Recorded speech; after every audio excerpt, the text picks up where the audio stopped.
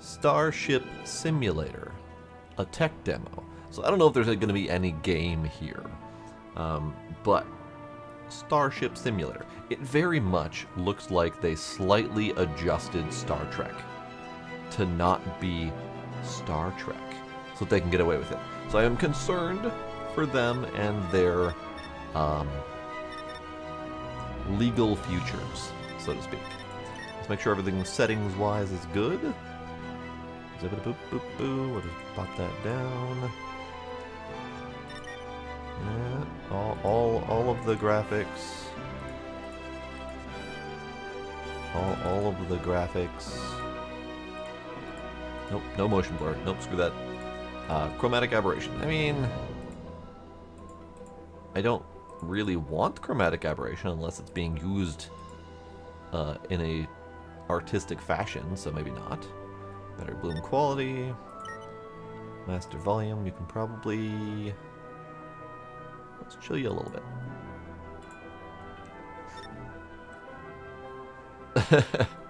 I feel like Star Trek and Star Wars are two drastically different things. This is Star Trek. It's even got a very standard-y Star Trek-y type logo in the background that has been slightly modified. Training modules. Bridge, scanning and navigation. Launching Magellan class. Definitely, absolutely not a Star Trek vessel.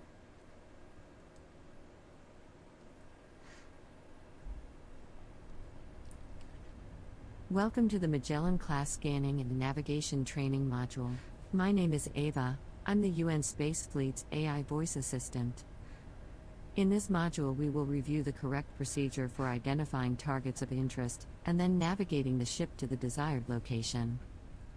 To begin, proceed to the ship's bridge. I have placed a target indicator on your HUD to help you find your way. Thanks, Ava. Okay. That pretty. I know, right? It's just one copyright issue after another. I do need to sensitivity down a hair. And apparently, we're taking a stretch break.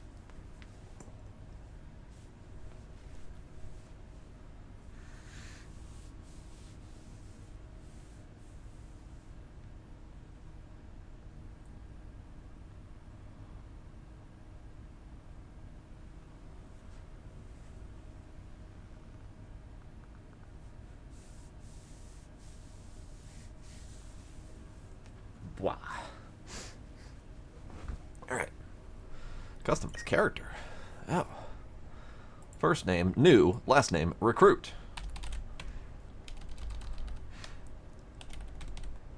Country. Oh, will be US. Command Ops. Oh, come on.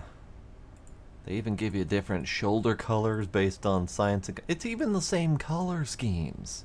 Okay, medical green. Okay, they've taken some liberties, but I will be command, because you've got the button up, the standard button up shirt, but you've got the shoulder colors. Head none, head none. All right. Appearance me, animations whatever. Face preset whatevs. Skin tone pasty. Hairstyle classic short long ponytail. Hell yeah. I can't actually see that, but it's fine. The rest is good. Okay. So yeah, we are absolutely definitely not in Starfleet Command. Yep, we're sitting. Okay. Tablet. Tablet. Tablet. Tablet. Oh, bye tablet. Alright. Button.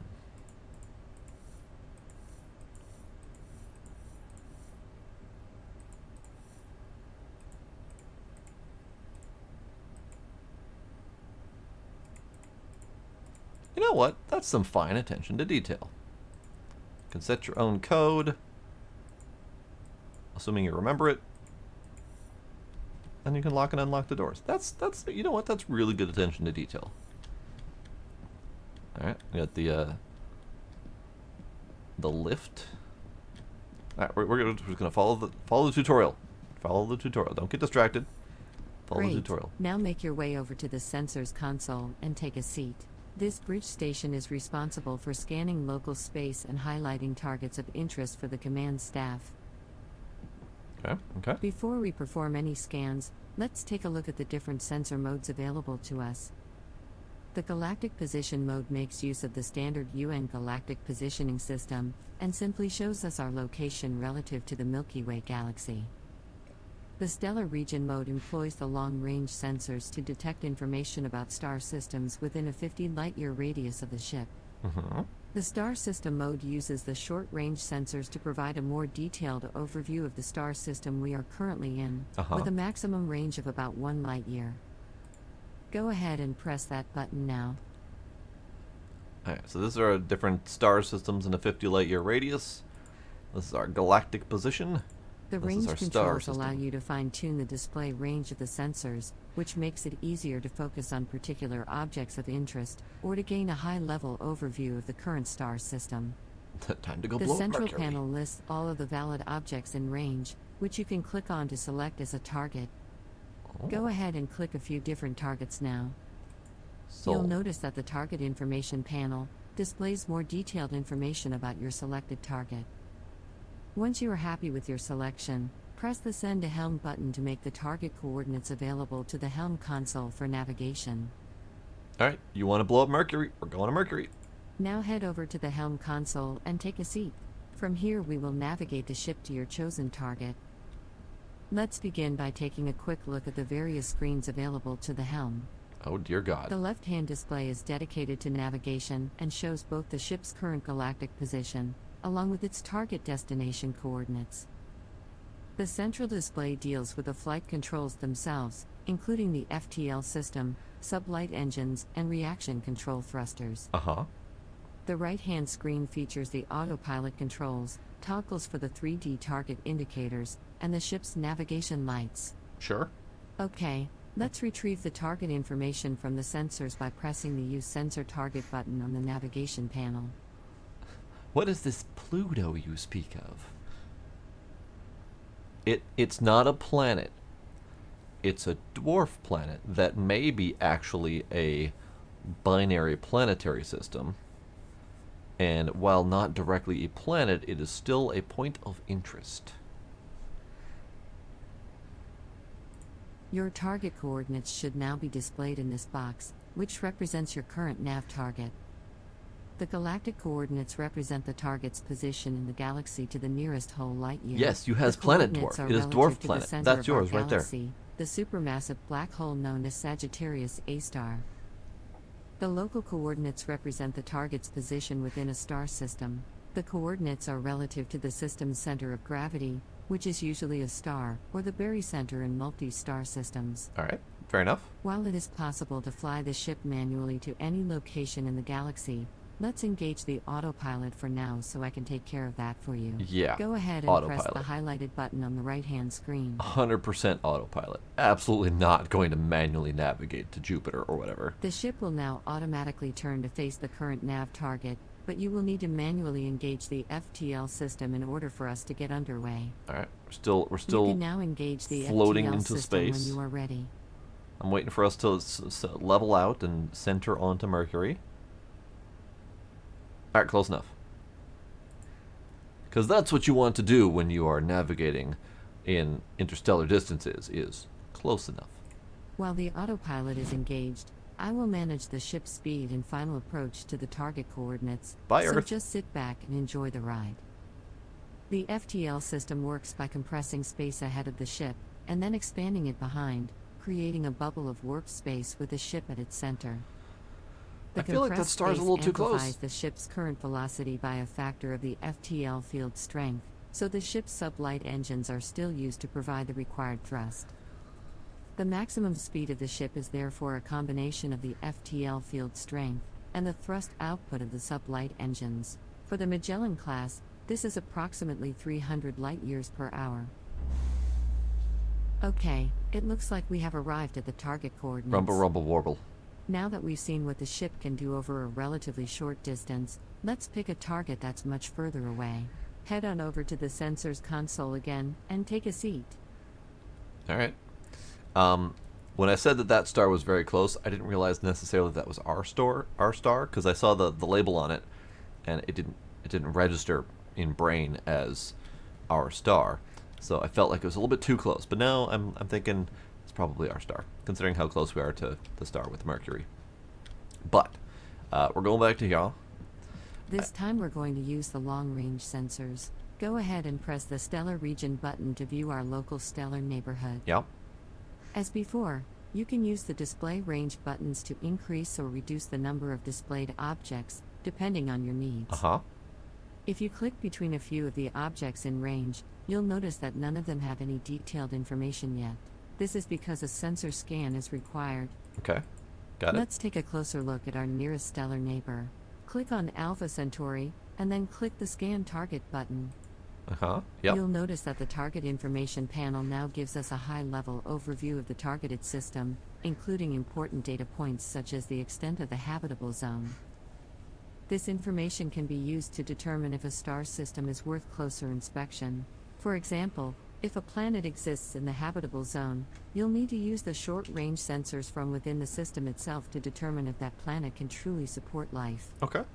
Select I'm on one board. of the planets in the system that you'd like to take a closer look at, and then press send to helm as we did before. Alright. Boots, no blowing up planets. Okay, so the one thing that we're missing out of this is any information about what might or might not be falling into the Goldilocks zone. But I do want to look at the gas dwarf, so let's do the gas dwarf. Now return to the helm console, and take a seat once again. I feel like I need some more crew members here. Why am I running the ship alone? What is wrong with the UN? Why are they giving me a chair Press alone? the Use Sensor Target button again on the navigation panel to set our new nav target. Now engage the autopilot again to orient the ship to the new target coordinates. And now engage the FTL system so we can get... Oh, sorry lady, I cut you off. It does claim to be multiplayer on the Steam page. Budget cuts. Yeah, that's probably right. Alright, lady, are we done? Are we done? Yep, alright, time to go through Mercury. Our previous journey was merely interplanetary. It'll be fine. But we're now Don't worry leaving about the planet Sol directly system ahead of us. behind and entering interstellar space. The Milky Way galaxy is a vast and mysterious place, where even light takes over 4 years to reach our nearest stellar neighbor. Thanks to recent breakthroughs in FTL technology, Spent all that money on ship and not enough on crew. Same journey in around 1 minute. Even so, at our maximum speed of 300 light-years per hour, it will still take over 2 full weeks to fly from one side of the galaxy to the other. That's a distance in excess of 100,000 light-years.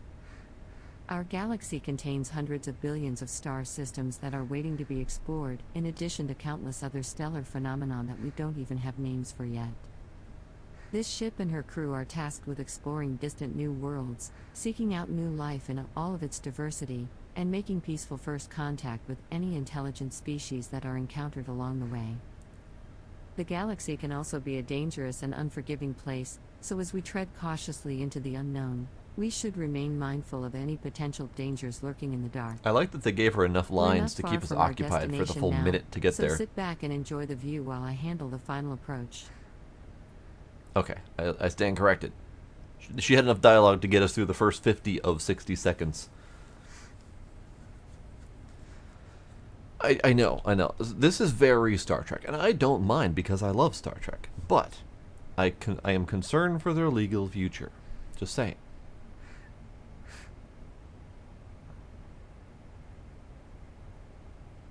I get what they're going for, though. They're going for Earth's ideal spacefaring future, which is Star Trek. So I get it. And they're trying to put their little spin on it, but their spin isn't much more than what Star Trek is. Oh, here we go. Okay, here we are. Yeah. You are now looking at an entirely new world, bathed in the light of another star. At this distance, our home is now just another point of light in the darkness of space. Does life exist here? What new things can we discover on this world? These are the questions that this ship was designed to answer. This concludes the scanning and navigation training module. You are free to continue exploring if you wish, but please be aware that your progress will not be saved. Thank you, and goodbye. Goodbye. Thank you, Ava. I appreciate you. I am curious. So this is a scanning. So this is a chair sensors. Okay, so we got sensors. We got whip. All right, fair enough. We got more whip, alert conditions, etc. We've got more whip, bridge shield, etc. Okay. Condition normal, yellow alert, red alert, emergency lighting, test. Okay, okay. Disco mode. I had to test the disco mode. Alien virus. Nice. Okay. Emergency lighting. Lovely.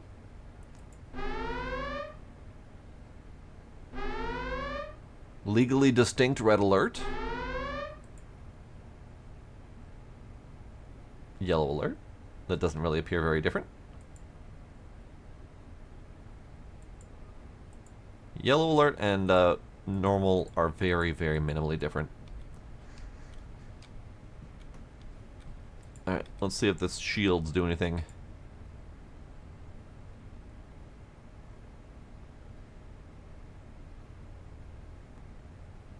I mean, it closed the front. Not entirely sure that did anything else, but it closed the front. Alright. What about this chair? Oh, right. Whip. Right. Oh, hey, tablet. I found my tablet. It's over there now. Clipped into the ground. Tablet. Stab it. Okay. So, I want to see if there's anything we can scan with this planet. So we get the scan target. Gas dwarf. Scan target. Nothing happens. B-hole, you say? Oh. There's no B-holes in this sector. Alright. Get me out of here. So, that was the tutorial. The first tutorial. Let's go back. There's no B-holes in the sector, says you. Oh. Testing 32 players. Damn. So, multiplayer is in the demo. Good to know. Training modules. Scanning and navigation. Engineering cold start sequence. Pending. Can't launch. Got it. Start new mission. I'm just curious if the start new mission has anything more to it. Because as much as I like a Starship simulator, I would need quests. Something. Oh. Hello. That's me. Hi, hello. Polarization off. Blind me in here. No? On. Ah, I see. That is blinding. Got it. Scene projection. On. Well, isn't that just fucking lovely?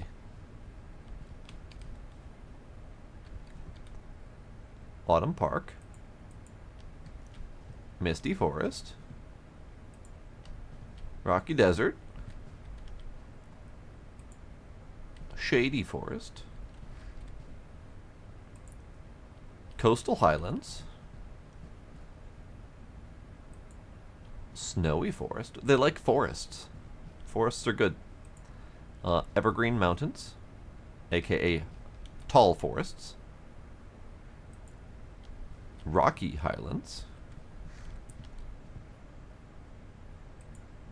Grassy Hills.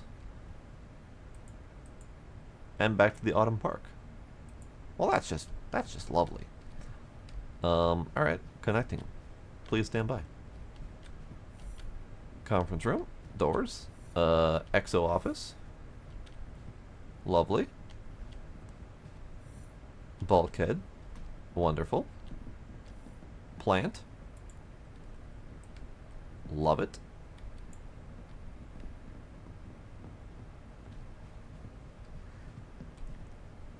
Wine.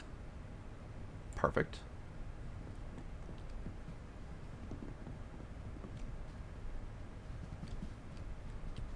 Lovely observation deck. A piano. A working piano, mind you.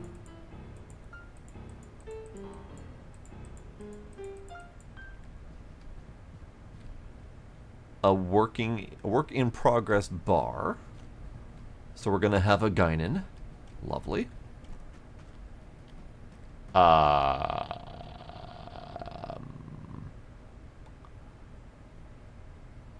Clearly, we have different methods of storing food in the future. I would like a donut, please. Thank you. Whip. You don't say. Donut. All of the whip. Okay. So a lot of this doesn't surprise me.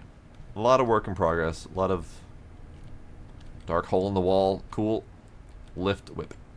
Lots of work in progress, which is fine. I mean, it's a simulator. If they're intending to simulate the entirety of a life on a starship, they got a lot of work ahead of them. We have clearly a bed planned. All sorts of stuff that they're probably planning on. Crew information. Yep. All right.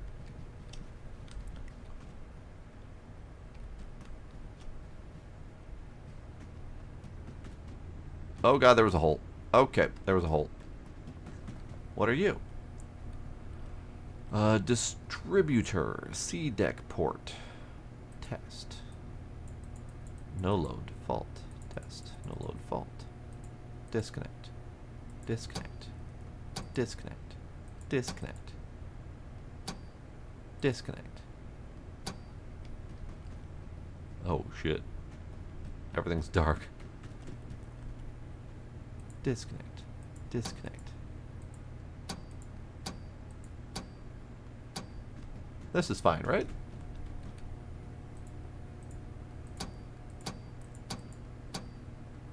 This is fine, right? Nothing could possibly go wrong here, right?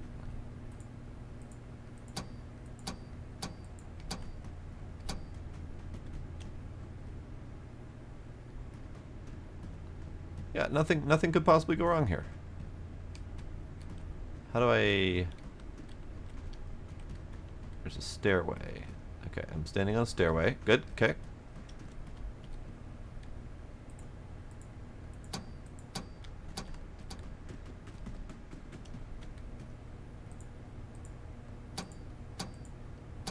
No one needs any of this stuff. I'm pretty positive.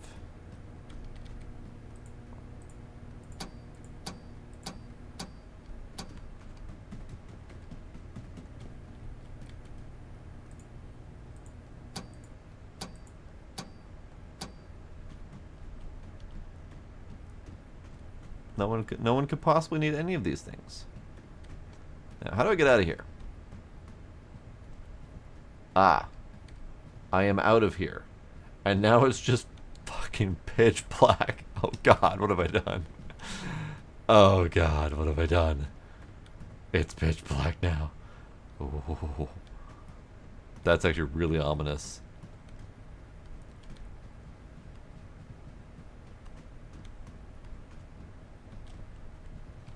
Oh no. Oh no. Save me. I've made a mistake. Save me. Oh no. No, Kinder. It was not resetting after I leave. There was just a lot of terminals. So I was pushing all of the off buttons. And now it's just black. It's just pitch black. There's nothing to see here. There is nothing around here. It is just empty. It is now a horror game. Oh dear God. Space is terrifying. So That was that was that was Starship Simulator. This is what awaits you if you go out into space and run out of power. Blackness. But really, it's got some stuff going for it. I should really try some of the other Starship simulators, like the Artemis Bridge Simulator, the Star Trek Bridge Simulator on VR. I don't know if there's any other similar games to this, but what I want to see, and I don't know if they're going to do it because they seem to be aiming towards semi-realism, but also they seem to be aiming towards Star Trek. So other civilizations, aliens, stuff like that. I want to see the ability to actually find those things, catalog them, learn about them, interact with the civilizations, that kind of stuff. I want to see a Star Trek simulator. That would be great. No idea if it's going to happen, but I really want this to happen. So, that's it for this game. I'm going to exit while I can, because it's terrifying.